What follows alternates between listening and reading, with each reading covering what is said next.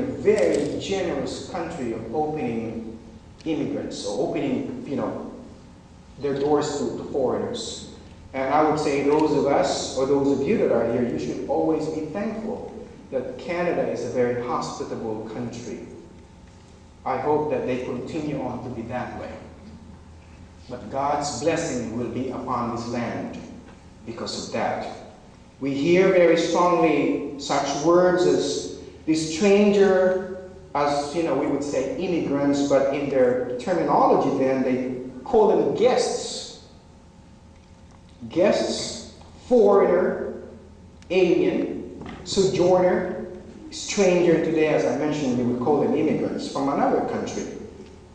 Today, immigration is a phenomenon. It's a pretty complex subject. We have different perspective about immigration. But then we should then look to the scriptures and what God says about immigration. And to tell you honestly, I don't have any easy answers for that, or to that subject.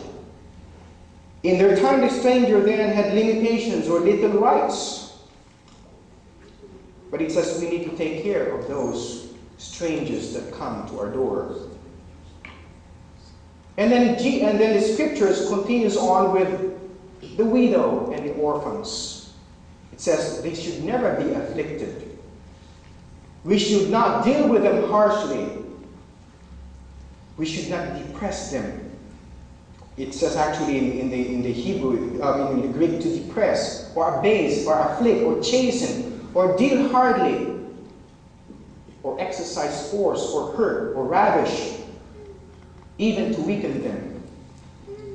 Society should always be mindful and should always be conscious of those who are less fortunate around us. And then God reminded the people of Israel, He said, remember that you came from Egypt. You didn't get things all right in the beginning. You were slaves in Egypt. So, but look at where you are now. And so because of where you are now, you can never forget where you came from. And for those of you that come from the Philippines, we can never forget where we came from. From the remote areas of the Philippines, we enjoy the luxury and what Canada can offer. But let's not walk down the streets as if we were never there once. We always have to keep our feet on the ground, so to speak. That's the reason why I love to go back to the Philippines, and I remember where my roots are.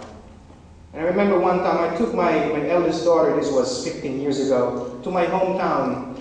And we saw a little boy, and in the Philippines, when they see you, especially a foreigner, they follow you, they would say, hello Joe, because they think, all white people are Joe.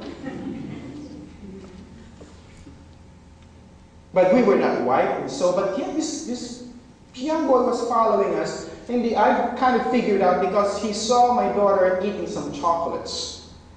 And I said to her,